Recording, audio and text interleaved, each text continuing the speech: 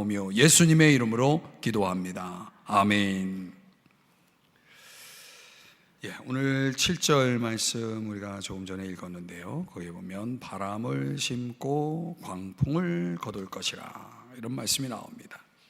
이스라엘의 격언 가운데 하나입니다. 여러분 생각해 보세요. 씨를 뿌릴 때 바람 가운데 심으면 어떨까요? 잘 심어지겠습니까? 또 광풍을 거둘 것이라 그랬는데요, 광풍, 아주 강한 바람이 부는 가운데 무엇을 거둘 때, 수확물을 거둘 때 어떻겠습니까? 잘 거두어지겠습니까? 무엇을 의미하는 겁니까? 제대로 심어질 수 없고 제대로 거둘 수 없는 그런 이야기를 하고 있는 거죠. 하나님께서 이스라엘 백성들 가운데 그렇게 하시겠다는 거예요. 왜 그렇게 하시겠다라고 말씀하냐면 그들의 죄악 때문에 하나님이 그리 하시겠다는 거죠. 심고 거둔다라고 하는 것은 우리가 인생을 사는 데 있어서 우리의 삶에 얼마나 큰 의미와 보람을 주는 것입니까? 우리가 열심히 또 제대로 심고 또 당연히 마땅히 거두는 그런 인생을 살아야 하겠지만, 만약 그렇지 못하다면 그 인생이 얼마나 불행합니까? 우리가 그런 인생을 살아서는 안 되겠죠. 도대체 하나님께서 왜 이스라엘 백성들로 하여금 제대로 심지도 못하고 또 제대로 거두지도 못하는 그런 삶을, 그런 인생을 섭리하시는가? 적어도 우리가 그리스도인의 삶을 살 때에, 우리 그리스도인의 삶은 혹자는 열린 문이다 이런 말을 했거든요. 하나님의 능력이 있고 하나님의 지혜가 있고 또 하나님의 생명을 우리가 가지고 살아가는데, 당연히 우리 인생 가운데는 좀 활짝 열려있는 그런 축복된 인생이어야 마땅한데, 하나님은 전혀 그렇지 않은 정반대의 삶을, 그런 인생을 이스라엘 백성들에게 섭리하시겠다는 거예요. 그런 역사를 하시겠다는 거예요. 자, 그렇다면 오늘 우리가 하나님의 그런 의도, 하나님의 그 어떤 섭리적인 의도를 생각하면서 오늘 이 본문의 말씀을 통해서 저와 여러분이 진정 의미 있고 보람 있는 인생, 심고 거두는 그런 인생을 위해서 오늘 저와 여러분이 배워야 할 교훈이 오늘 본문의 말씀 속에 있다는 것을 알 수가 있습니다.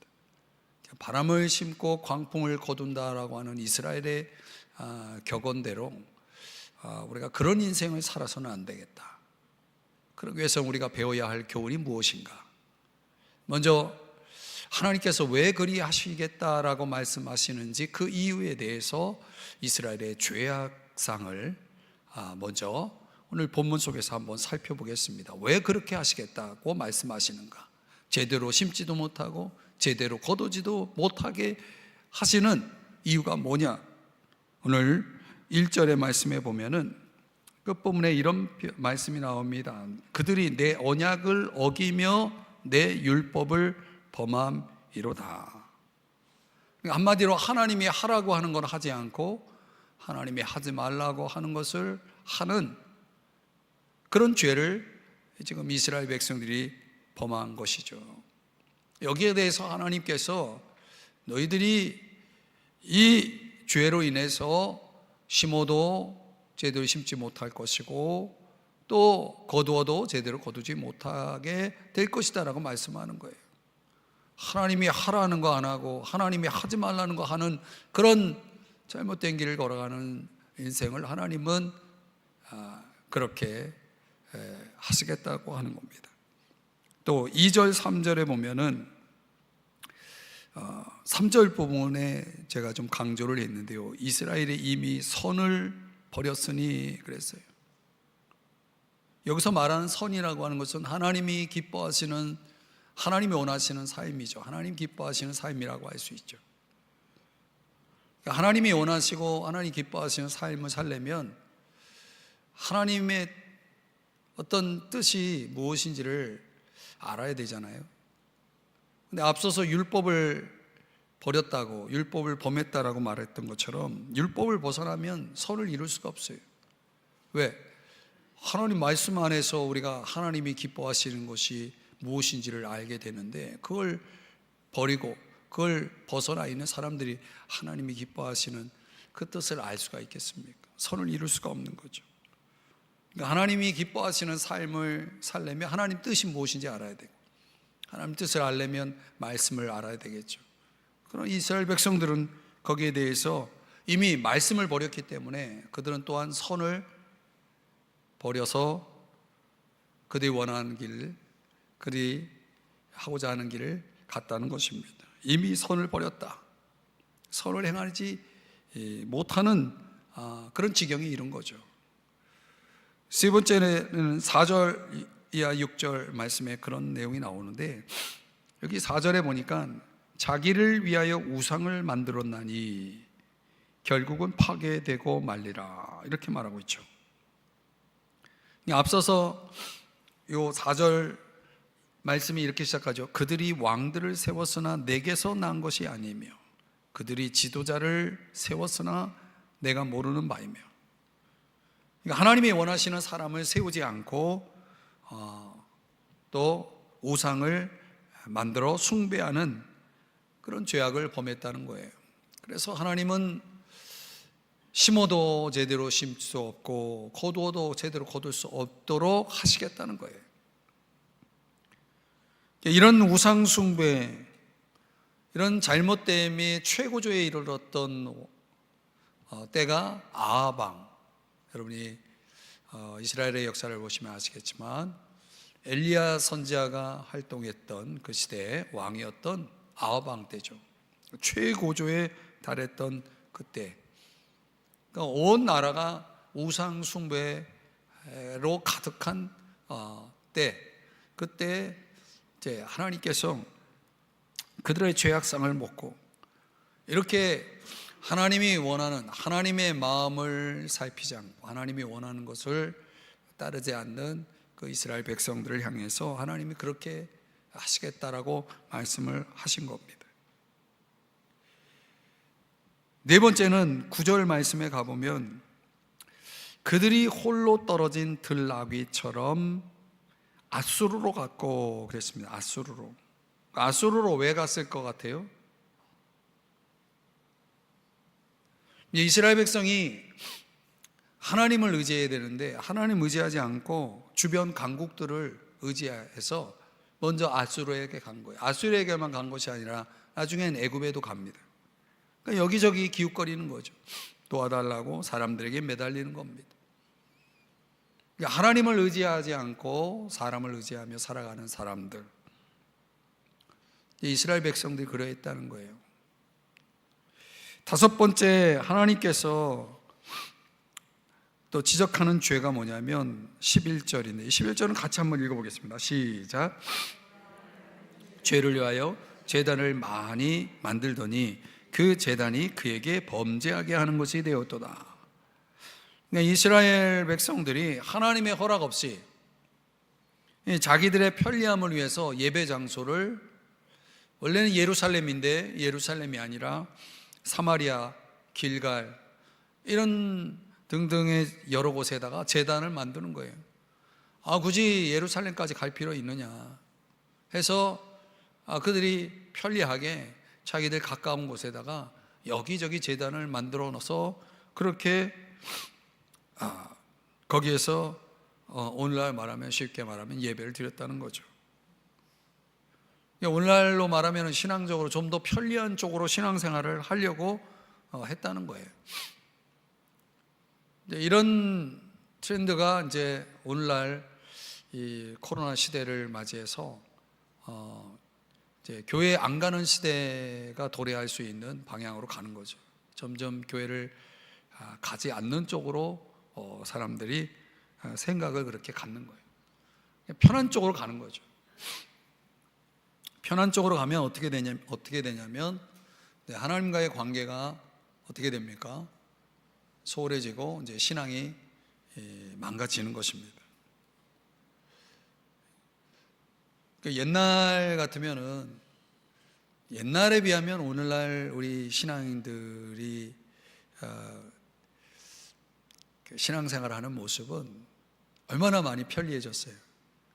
그죠? 여러분들 지금 어떻게 예배하고 있습니까? 의자에 앉아서 예배하고 있잖아요. 옛날 여러분들이 신앙생활 오래전에 하신 분들은 아시겠지만 옛날에 의자가 어디 있습니까? 바닥에 앉아서, 금요기도회 같은 경우에 무릎 꿇고 이렇게 기도하고 몇 시간 기도하고 그러지 않습니까? 여러분들은 오늘 말씀 기도회 끝나고 또 일찍 가시잖아요. 옛날에는 어떻게 했습니까? 밤을 샜단 말이에요. 그래서 철야 기도했단 말이에요. 그죠? 얼마나 편리해졌어요. 그래도 금요기도회가 조금 빨리 끝나기를 바라잖아요. 더 빨리 끝나기를 바라잖아요. 사람이 편리한 게 아닌 거예요. 편리해도 편리하다 생각하지 않는 거죠. 왜? 더 편리하기를 원하니까. 그러니까 모든 신앙생활이 그렇게 돌아가는 거예요. 사람들의 생각이 그러다 보니까 점점 이제 하나님 관계가 우리가 흔히 말하는 이제 영적 야성이 점점 줄어드는 거죠. 좁아지고 식어지는 거죠. 제가 이제 그 회의장에 좀 3일 동안 좀 일찍, 상당히 일찍 이제 좀 도착을 해서 이렇게 들어가면 그 교회 뭐 예배당이 엄청 넓거든요. 몇 천석 되는, 제가 알기로는 정확하게 모르겠는데 하여튼 굉장히 넓은 1, 2층으로 되어 있는 그런 예배당인데, 그 넓은 예배당에 그 권사님인지 집사님인지 모르지만 하여튼 3일 동안, 제가 목격한 건 이틀이지만 하여튼 그 넓은 예배당에 혼자 앉아서 그렇게 기도를 오래 하시더라고요. 참 그런 걸 보면은 좀 목사로서는 참 이렇게 참 이 교회 성도님 새벽에 저렇게 오랜 시간 남아서 기도하는 모습이 참 보기 좋다라는 생각을 하면서, 제가 이제 저도 모르게 이제 은혜를 받고 조금 일찍 도착해서 저도 이제 예배당에서 기도를 하려고 일찍 갔는데 이제 그런 모습을 보게 된 거예요. 하여튼 기도도 그렇죠. 기도도 뭐 오랜 시간 이렇게 앉아서 기도하고 하나님 앞에 매달리고 하는 사람들보다는 그렇지 않은 사람들이 많죠. 그러니까 우리가 뭐 편리한 게 꼭 나쁘다라고 말씀드리는 건 아니지만은 저 자신도 그래요. 편리한 것이 그저 그렇게 좋은 것만은 아니다. 좀 불편함 속에서도 우리가 얼마든지 더 뜨겁게, 더 큰 은혜 속에서 신앙생활을 했던 그런 시절이 있었거든요. 그러니까 이런 차원에서 이스라엘 백성들이 제단을 많이 만들었다. 그들의 임의대로 제단을 만들어서 하나님을 나름대로 섬겼다는 거죠. 하나님은 이걸 인정하지 않았다는 거예요. 그러니까 하나님이 뭘 원하시는지를 그들이 살피기보다는 그저 하나님과의 관계를 이어가긴 하지만 그들 임의대로 하나님을 섬기기 시작하는 거죠. 이게 참 무서운 거예요. 자기의 임의대로 하나님을 섬기는, 하나님이 원하시느냐라는 것보다 내가 어떻게 하면 조금 편할까, 이런 쪽으로 신앙생활을 하다 보면은 그런 신앙에는 결국 타락이 오고 또 문제가 생기고 마는 것입니다.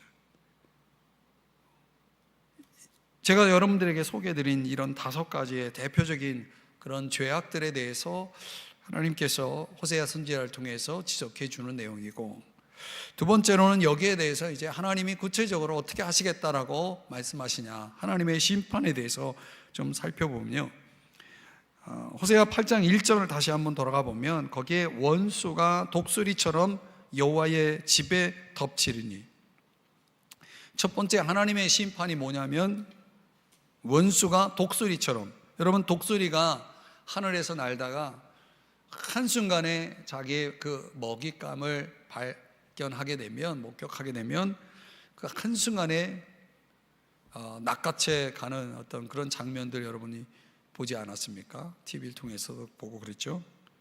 그런 것처럼 아수르라고 하는 원수가 독수리처럼 이스라엘을 급습해가지고 그 나라를 집어삼키게 하시겠다는 거예요. 하나님께서 여호와의 집이라고 말할 때 이 여호와의 집은 당연히 이스라엘 백성을 가리킵니다. 이스라엘 백성을 원수들이 급습해서 그들을 파괴하도록, 그들을 멸하도록 하나님이 허락하시겠다는 거예요. 왜냐하면 그들이 어떻게 했기 때문에, 앞서서 말씀드렸던 것처럼 우상 숭배에 빠졌죠. 하나님의 마음을 살피지 않죠. 하나님 뜻 고려하지 않죠. 자기들의 욕망을 위해서 살죠. 도울 힘이 없는 인간을 의지하죠. 우상을 숭배하는 일부터 시작해가지고 이렇게 많은 죄악 속에 빠져있는 이스라엘 백성들, 하나님이 이제 그렇게 심판하시겠다는 거예요. 원수가 독수리처럼 그들을 덮치게 하겠다는 거죠. 두 번째 하나님의 심판이 뭐냐면 7절, 아까 우리가 읽었던 말씀인데 여기 이 말씀을 다시 한번 들여다보면 심은 것이 줄기가 없어요. 이삭은 열매를 맺지 못해요. 그러니까 파종은 있는데 수확이 없는 거죠. 그럼 우리가 생각하는 진리가 뭡니까? 심고 거두는 거죠. 심었는데 거둘 게 없어요. 이런 걸 뭐라고 말합니까? 이런 걸 헛수고라고 말하는 거예요. 헛수고. 물론 제대로 심지 못했기 때문일 수도 있지만은, 거둘 것이 없다는 것은 정확하게 보면 심은 것이 없다는 거예요. 그런 상관관계 속에서 하나님께서 이 파종과 수확의 대진리를 이제 적용시키지 않고 파종도 수확도 헛되게 만들겠다는 거예요.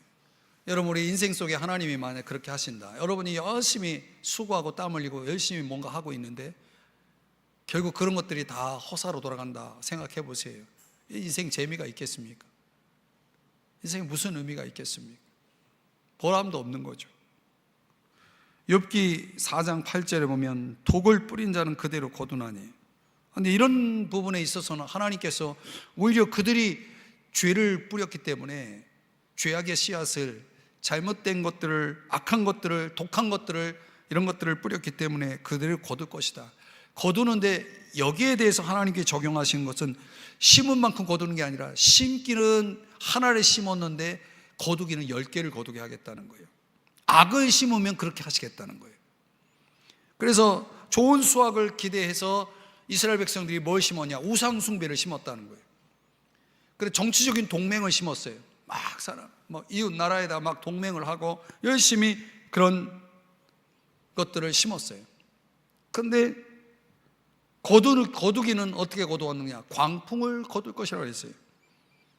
여기에 말하는 이 광풍은 아수르 군대를 얘기합니다.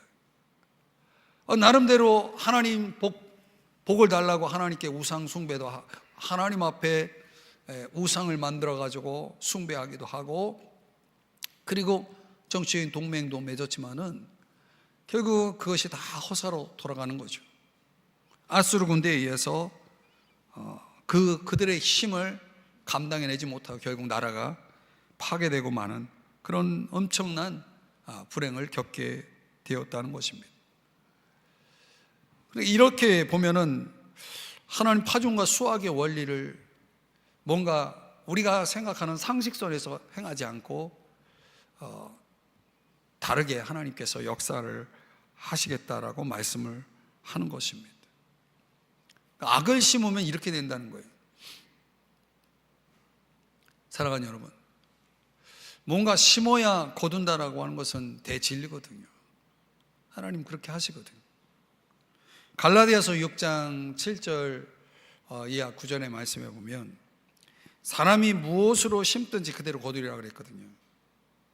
그러니까 선을 심으면 선을 거두는 것이고 악을 심으면 악을 거두는 거죠.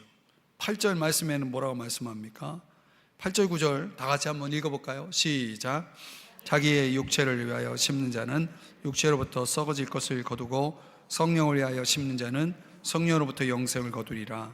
우리가 선을 행하되 낙심하지 말지니 포기하지 아니하면 때가 이름에 거두리라. 여러분, 그렇죠. 우리가 무엇을 심든지 그대로 거두는 것입니다. 좋은 것을 심으면 하나님이 거기에 대해서 거두게 하시겠다는 거예요. 여러분은 무엇을 심고 계시나요?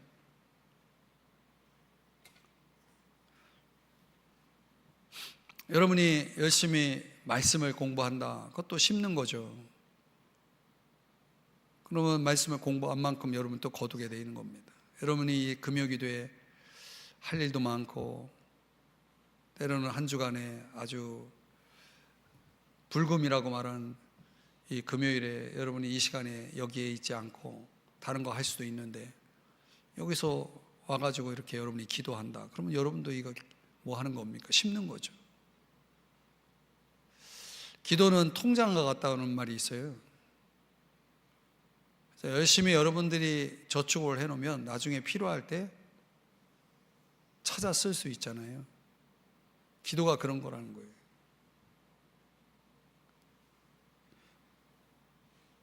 기도하는 것도, 헌금하는 것도, 봉사하는 것도, 남을 돕고 베푸는 것도 다 심는 겁니다, 여러분.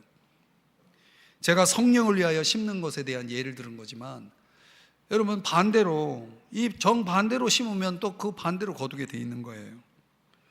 그러니까 우리가 심어야 거두지 않겠습니까? 그렇죠? 심지 않고 거둘 수는 없죠. 그러니까 우리가 뭔가 심으면 그대로 거둔다라고 하는 것을 하나님께서 이 심판의 차원에서 그렇게 역사하시겠다라고 말씀을 하신 거예요. 그러나 독을 뿌리는 자는 그대로 거둔다라고 하는 욥기의 말씀과 다르게 오늘 호세아서에서는 뭐라고 말씀합니까? 바람을 심고 광풍을 거둔다고 그랬어요. 바람하고 광풍은 그 세기에 따라서 몇 배 차이가 나죠. 그러니까 심는 것보다는 거두는 게 더 많은 것이다. 이 악을 행하는 자에게는 하나님이 그렇게 하시겠다는 거예요. 몇 배를 받게 하시겠다는 거죠. 또 8절 말씀에 가보면 하나님의 심판이 어떤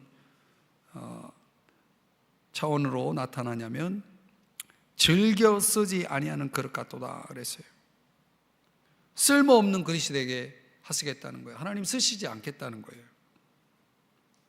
이스라엘 백성들은 하나님에게도 쓸모없는 그릇이 되었을 뿐만 아니라 주변에 있는 어떤 나라도 거들떠보지 않는, 기뻐하지 않는 쓸모없는 그릇이 되었다는 거예요. 그 누구도 그 이스라엘 백성들을 향해서 구애하지 않고 아무런 가치도 없는 존재로 전락해 버리게 하시겠다는 거예요. 아무도 원하는 자가 없게 만드시겠다는 거죠. 사랑하는 여러분, 하나님의 심판이 지금 8절에서 그렇게 표현되고 있는 겁니다. 또 하나님의 심판이 9절 13절에서는 어떻게 나타나느냐? 9절에서는 그들이 홀로 떨어진 들나귀처럼 될 것이다 그랬어요. 이게 참 흥미로운 표현인데요, 여러분 중동 지방의 들나귀의 특성이 뭔지 아십니까? 제가 좀 설명을 드리면 고독을 견디지 못하는 특성을 가지고 있다는 거예요.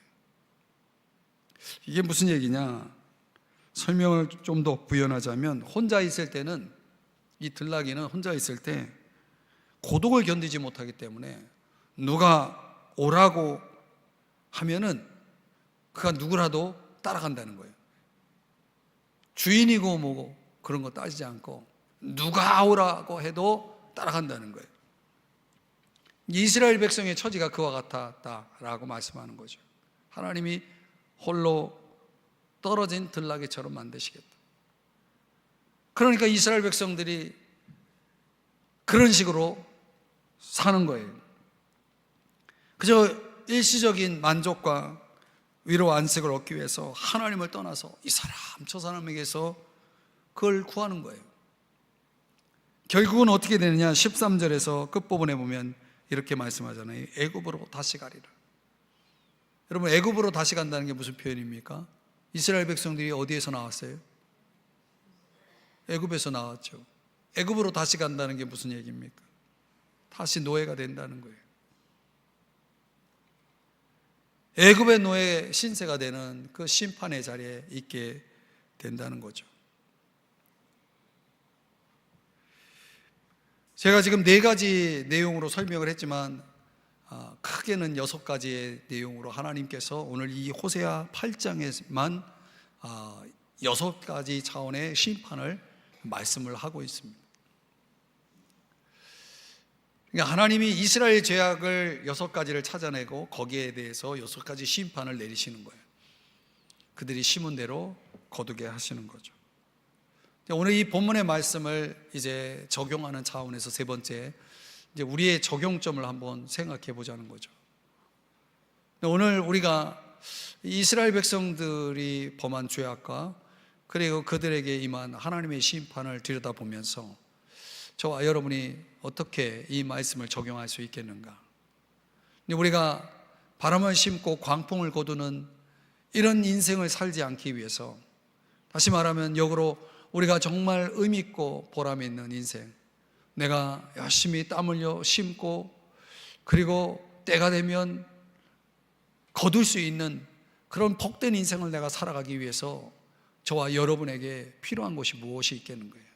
이스라엘 백성들처럼 아니라 내가 하나님이 원하시는 그런 대원리, 심고 거두는 원리에 따라서 내가 복되게 살아가는 방법은 뭐가 있겠느냐? 오늘 본문을 역으로 좀 다시 들여다보면서 제가 3가지를 오늘 본문 속에서 그 팁을 발견할 수가 있었어요. 그게 뭐냐? 첫 번째는 진실한 기도 생활입니다.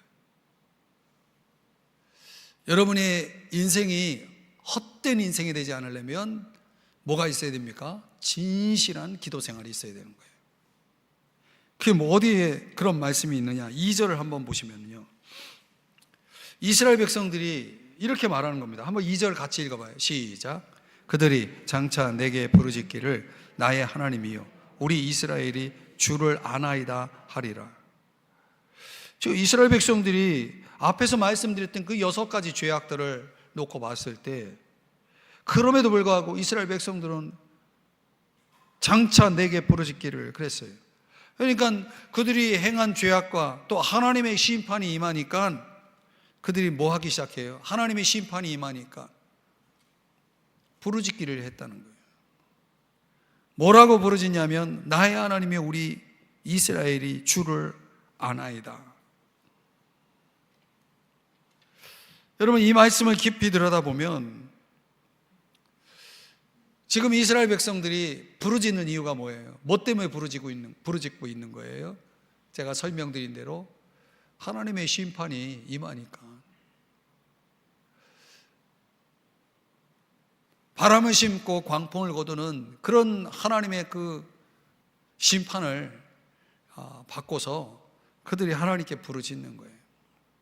우리가 하나님을 압니다. 우리가 하나님을 인정합니다. 이렇게 나오는 거죠. 그러니까 이 2절 말씀의 뉘앙스를 놓고 보면 이거는 진실한 회개의 마음에서 나온 기도가 아니에요. 이 호세아 성경이 계속 거듭 반복해서 말씀하고 있는 게 뭐냐면 하나님 앞에 진짜 진실하게 돌아오라라고 하는 말씀을 하고 있는 거죠. 지금 자신들이 처한 그 심판의 두려움과 고통, 고난을 피하기 위해서 넋두리 하고 있는 거예요. 2절의 말씀에. 그러니까 마태복음 7장의 신약 성경에서 예수님께서 하신 말씀처럼 입술로는 지금 주여 주여 하고 있는 거예요. 그러나 그들의 모습은 정반대라고 하는 거죠. 그러니까 아직 그들이 하나님의 사람이 아닌 거예요. 하나님의 백성이 아닌 거예요. 그러니까 입술로는 하나님을 안다고 말하고 하나님을 인정한다고 말하지만 그들은 진실하게 하나님 앞에 돌아와 있지 않는 거죠. 그러니까 회개하는 그런 마음이 없이 그저 하나님을 찾는 거예요. 하나님 찾는 이유가 뭐예요? 빨리 이 심판의 어려움, 심판의 두려움에서 벗어나고 싶어 하는 거죠.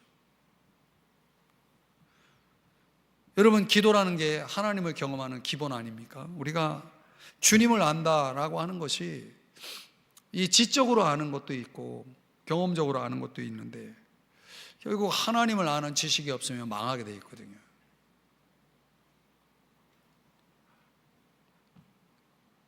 하나님을 아는 지식이라는 것이 이 머리로 아는 그런 지식을 얘기하는 게 아닙니다. 그러니까 우리가 아무리 하나님에 대한 영적 지식을 많이 갖고 있어도 우리의 삶의 질을 읽어내지 못합니다. 정말 하나님을 진실하게 경험하지 않으면 결국 우리 인생은 다시 이스라엘 백성들이 보여주고 있는 바람을 심고 광풍을 거두는 인생으로 또 전락할 수밖에 없어요. 당장의 내 어려움을 해결하기 위해서 하나님을 찾는 것만으로는 우리의 영적 삶의 질은 전혀 달라지지 않습니다. 당장은 문제가 해결될지 모르지만 그 문제가 내 삶의 질을, 내 신앙의 질을 바꾸지 못합니다. 결국은 다시 옛날로 돌아가는 거예요. 다시 애굽으로 돌아가는 신세가 되어버리는 거죠. 그런 일들이 끊임없이 반복되는 거예요. 이스라엘 백성들이 그러했다는 거예요. 그러니까 하나님은 우리가 이렇게 우리의 인생의 넋두리를 위해서 하나님을 찾기를 원하지 않습니다. 진실된 마음으로 하나님 앞에 나와서 하나님을 찾기를 원하는 거죠. 정말로 하나님을 찾기를 원하는 거예요. 아쉬울 때만 찾는 게 아니라 정말로 하나님을 찾기를 원하는 거예요. 사랑하는 여러분, 금요일에 나와 계시는 여러분들은 정말로 하나님을 찾는 분들이라고 저는 믿습니다. 우리가 하나님을 언제 찾습니까? 아쉬울 때만 찾지 않습니까? 하나님 그러지 말라는 거예요. 우리가 그렇게 되지 않았으면 좋겠다는 거예요. 시편에 보면 한번 이 말씀 다 같이 읽겠습니다. 시작.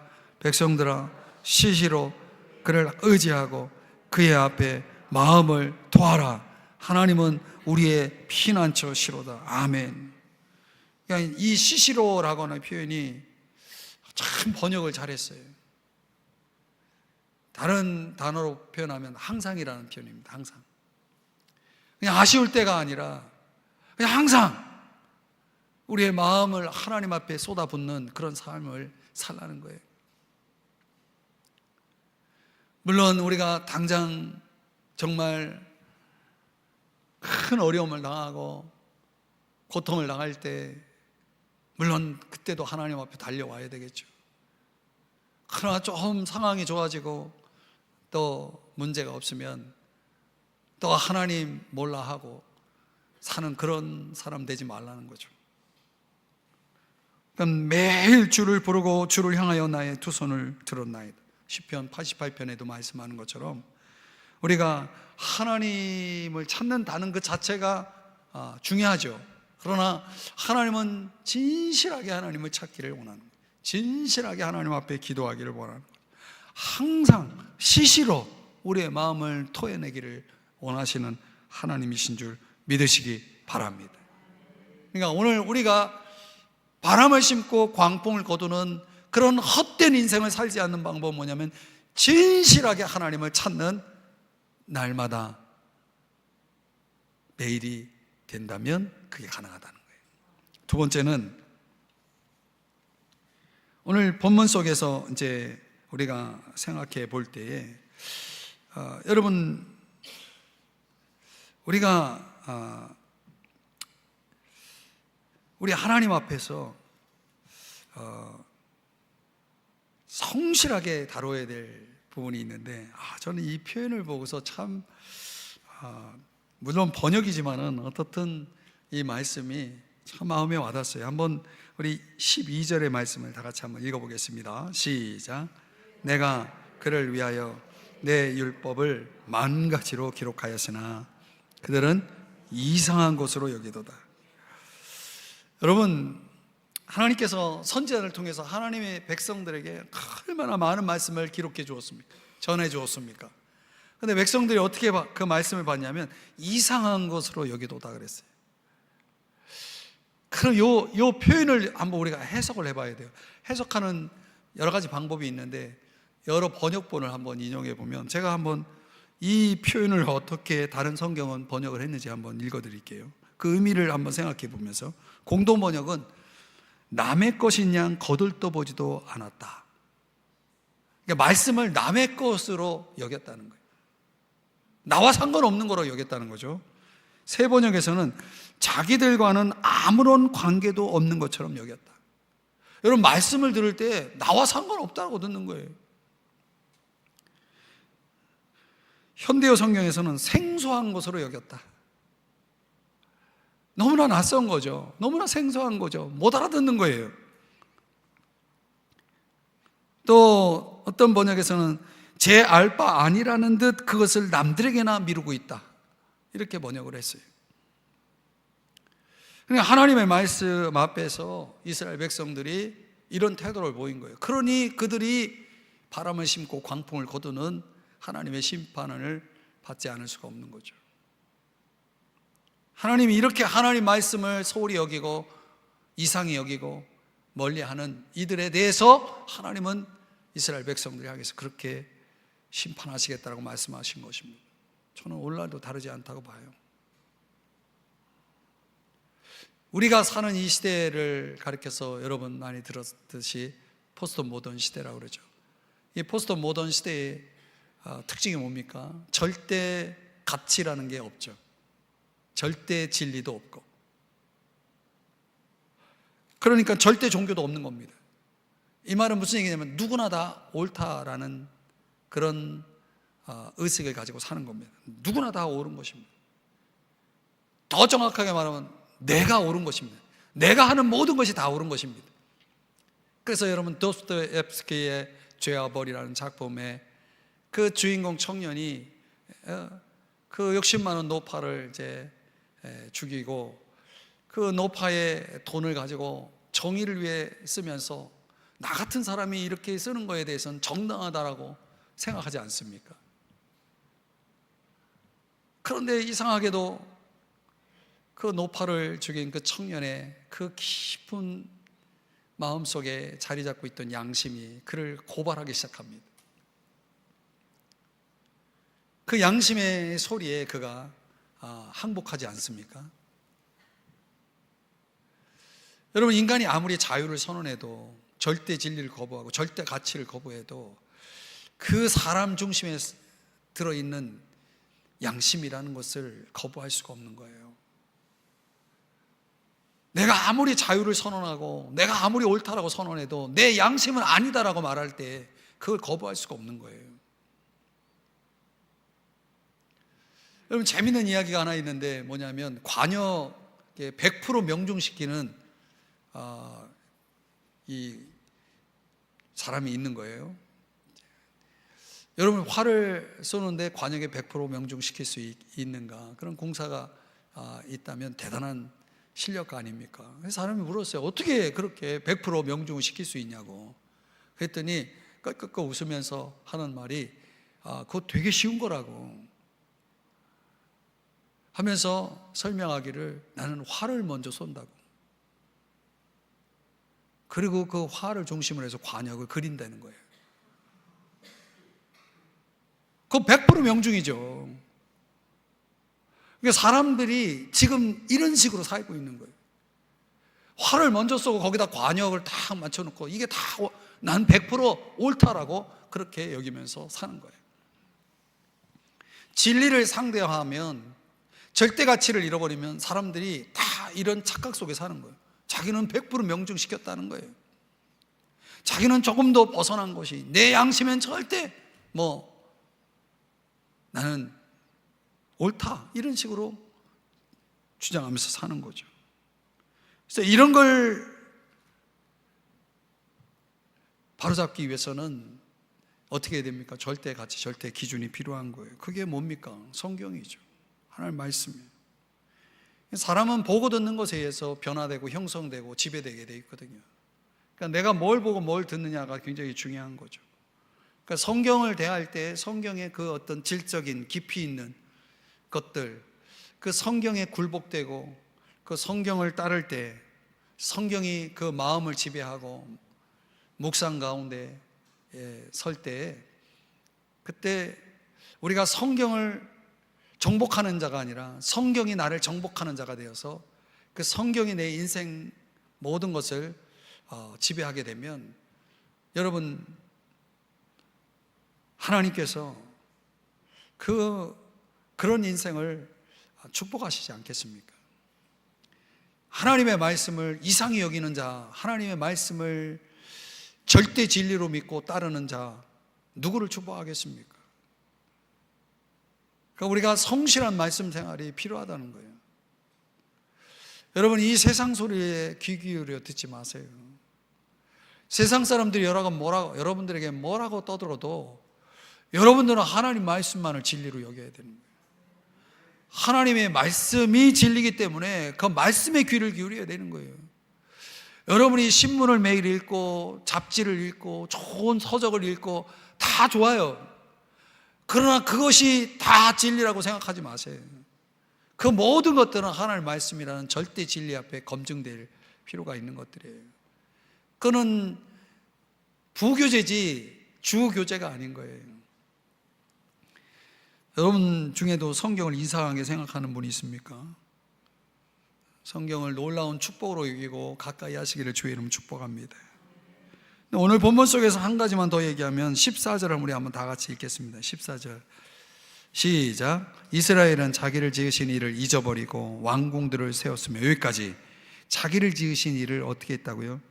잊어버렸다는 거예요. 잊어버렸다는 게 뭐냐면 기억력이나 주의력이 부족해가지고 어디다 뒀는지를 잊어버린 거예요.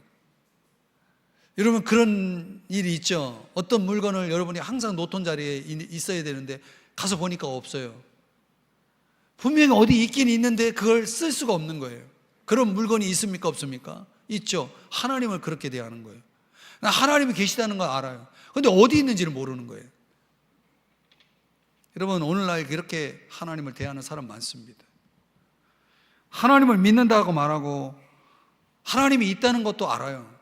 항상 쓰는 물건처럼. 그런데 막상 쓰려면 어디 있는지 모르는 거예요. 하나님이 그들의 인생 속에 아무런 간섭이나 개입을 할 수 없는 그런 상태가 되는 거예요. 그런 걸 오늘 잊어버렸다라고 하는 단어로 설명하고 있는 거죠.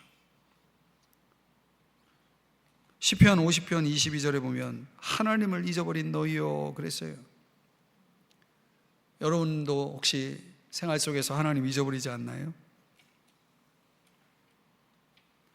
우리가 흔히 이제 신앙생활은 평생 하나님과 나 사이의 간격을 좁히는 과정이라고 그렇게 정의를 하거든요. 하나님이 멀리 계시는 것처럼 느꼈던 사람이 점점 하나님이 다가오시고 내가 하나님께 다가가서 결국은 하나님이 완전히 나와 함께 동행하는, 하나님과 영원히 함께하는 동행을 시작하는 그런 친밀 관계 속으로 들어가는 사람들이 있죠. 그래서 시편 25편 15절에도 말씀하는 것처럼 항상 여호와를 바라보는 사람들, 시편 73편 28절에 하나님께 가까이함을 복으로 여기는 사람, 복으로 경험하는 사람들, 갈라디아서 2장 20절의 말씀에는 내가 사는 것이 아니요 오직 내 안에 그리스도께서 사시는 것이라. 그러니까 사랑하는 여러분, 하나님이 내 안에 계시고 내가 하나님 안에 거하고 그러면서 하나님과 함께 인생길을 걸어가는 그런 사람들은 오늘 이스라엘 백성들처럼 자기를 지으신 여호와를 잊어버리고 자기들의 왕국을 세우는, 자기들의 나라를 세워가면서 살아가는 사람들의 걸어갔던 그 이스라엘 백성들의 어리석음을 따르지 않게 되는 거죠. 그러니까 하나님을 잊어버리면 내가 왕이 되고 내 왕국만 남게 되는 거죠. 그러니까 하나님은 그런 사람들을 향해서 바람을 심고 광풍을 거두게 하시겠다라고 심판을 경고하고 있는 것입니다. 말씀의 결론을 맺으면, 이스라엘 백성은 입술로는 하나님을 안다고 그랬어요. 하나님을 인정한다라고도 그렇게 말은 합니다. 그러나 삶의 모습은 하나님을 잊어버리고 자기들의 왕국을 위해 살고 하는 말씀은 내버리고 당장의 이익과 즐거움을 추구하며 살았다는 거예요. 하나님은 출애굽기 19장에 말씀하는 것처럼 그들이 하나님 말씀 잘 듣고 언약을 지켜서 모든 나라 가운데 거룩한 백성으로, 제사장 나라로 삼아서 그 민족을 하나님께서 사용하기를 원하셨지만 결국 하나님께 받은 복을 그들이 다 헌신짝처럼 내버렸다는 거예요. 오늘 우리도 마찬가지예요.